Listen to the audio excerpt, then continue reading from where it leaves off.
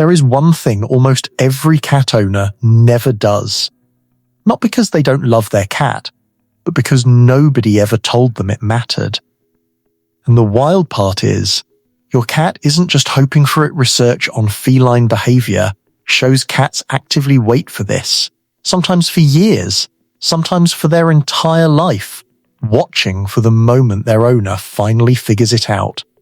Most never do. And the cats that never get it usually go their whole lives a little more guarded, a little more distant. Not because they're just like that, but because the one thing that would have unlocked real trust simply never happened. Here's what most people get wrong about cats. We treat them like small, furry humans. Or worse, like small dogs, and we expect them to bond with us the way those species do through constant touch, eye contact, and enthusiasm. But cats evolved as both predator and prey, which means control over their own space, and choices isn't a preference for them. It's biologically non-negotiable. Behavior researchers, including work referenced by Cats Protection and feline specialists at the University of Lincoln, point to one core principle behind almost every deep cat-human bond: choice. Cats that are given control over how and when interaction happens form dramatically stronger attachments than cats who have affection forced onto them. Even gentle, well-meaning affection. So the real question isn't what your cat needs from you emotionally, it's whether you've been handing them the one thing they've been waiting for since the day they met you: control. Thing 1. Let them come to you. This is the foundation almost every owner skips without realizing it. The instinct when you see your cat is to reach toward them, scoop them up, or move in for pets, and every single time you do that, you are making the decision for them instead of letting them make it. Cats that are allowed to approach on their own terms, sniff first, and initiate contact develop noticeably calmer, more confident relationships with their owners over time. It seems harmless, even loving, to walk up and scoop your cat into your arms, but from their side of it, that's a decision made entirely without their input. Your cat has been waiting, possibly for years, for you to simply stop closing the distance first and let them be the one who closes it instead. Thing 2. Return the blink. There's a signal your cat has likely been sending you for as long as you've had them, and most owners have been unknowingly ignoring it their entire relationship. A slow, deliberate closing of the eyes while looking at you, sometimes called a cat smile, is one of the only voluntary signals a cat sends to a human, and it's meant to be answered. Most people either don't notice it, or just blink normally back without realizing anything happened. It's not a random expression. It's closer to a sentence in a language you've never been taught to speak back. When you mirror it, deliberately soft eyes, slow close, slow open, you're not just being cute. You're finally responding to something your cat has been initiating alone for a very long time. Thing 3. Get down to their level. Almost nobody thinks about height the way cats experience it. From a cat's perspective, a human standing over them, leaning down or looming in for attention, can register as far less safe than the same gesture done at eye level. Towering over a small animal that's wired to read size as a threat sends a very different message than you intend, no matter how gentle your tone is. Crouching down, sitting on the floor, or letting your cat approach a lowered hand changes the entire interaction from something that happens to them into something that happens with them. It seems like a small adjustment, but it's one most owners never make in years of living with the same cat, simply because nobody ever explained why it matters. Thing 4. Touch only what they've offered. This is where good intentions quietly damage trust the most. Cats have specific zones: the cheeks, the base of the ears, the chin where touch is almost always welcome, and other zones: the belly, the base of the tail, the paws that are sensitive and often only tolerated, not enjoyed. The mistake isn't touching those areas occasionally, it's not noticing when a cat's body is asking you to stop.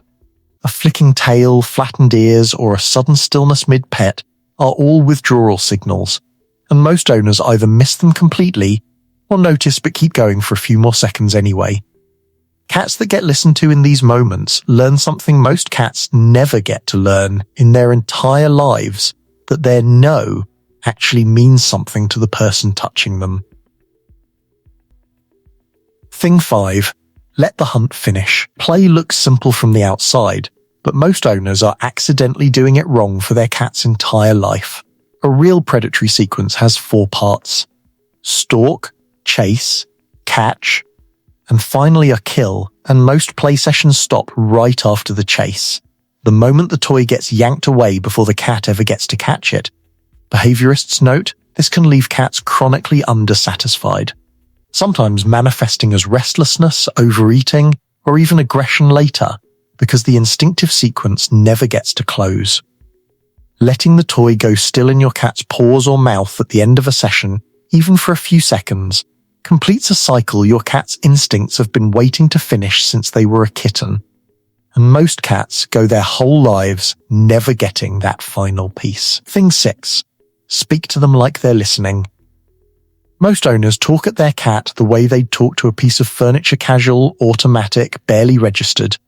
More for themselves than for the cat in the room. But cats are far more responsive to human vocal tone than most people realize. And many cats can distinguish their own name from other words, even when they choose not to react outwardly or even look up.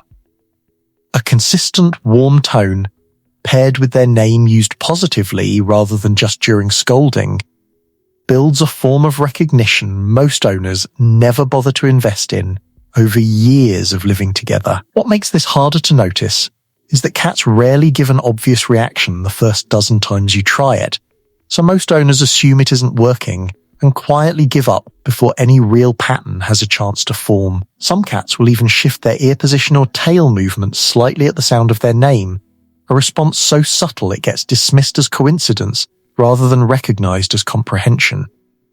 Your cat has likely been listening far more closely than you've ever actually been speaking to them. Thing 7. Give them a throne. Cats are wired to feel safer the higher up they are, and a home without real vertical options shelves, cat trees, window perches leaves a cat stuck operating at floor level their entire life, which is the most exposed position for an animal built to watch from above. This isn't about luxury or spoiling them, it's about an actual environmental need that behaviorists list among the core requirements for a psychologically healthy indoor cat, right alongside food and water. In the wild, height isn't a preference. Its survival a raised position means earlier warning of danger and distance from anything unpredictable happening at ground level. And that instinct doesn't disappear just because the danger does. Cats denied any real vertical territory often default to the tops of fridges or door frames, which usually gets labeled as mischief rather than recognized as an animal trying to meet a need nobody gave them a safer way to meet. Most owners never realize their cat has been quietly making do without something they've needed since the very first day they moved in. Thing 8. Walk away when they walk away. The final thing is the one most owners get backwards without ever noticing. When a cat ends an interaction, walks off mid-pet, jumps down, turns away, the instinct is often to follow, call them back, or sneak in one more scratch before they're fully gone.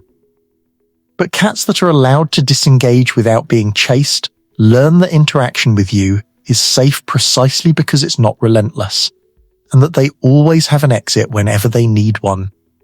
The instinct to follow usually comes from a good place, a feeling that the interaction ended too soon, but to a cat that pursuit can feel like the one thing they thought they controlled when an interaction ends being taken away from them too. Over time, cats that are consistently followed or interrupted mid-exit tend to shorten their interactions even further, almost trying to leave before they can be chased.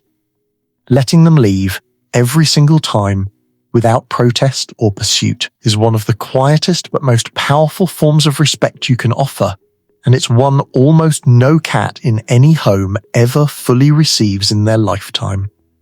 Every single one of these comes down to the same root idea. Your cat isn't waiting for more affection, more toys, or more attention.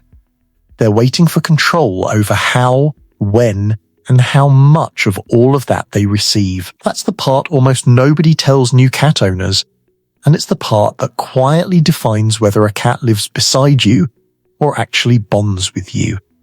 You don't need to do all 8 perfectly starting tonight, but your cat has been waiting this whole time for even one of them to finally show up, and now you know exactly which ones to give them. If you want to start with the one that has the fastest visible effect, start with the hand test. Before you go to pet your cat, stop reaching forward and instead just offer the back of your hand near them, low and still. Don't move toward them, let them move toward your hand. If they lean in, rub against it, or sniff and stay, that's their consent in their language, given entirely on their terms. It takes 10 seconds, and it's the simplest way to start handing back the one thing they've been waiting your whole relationship for you to offer the choice.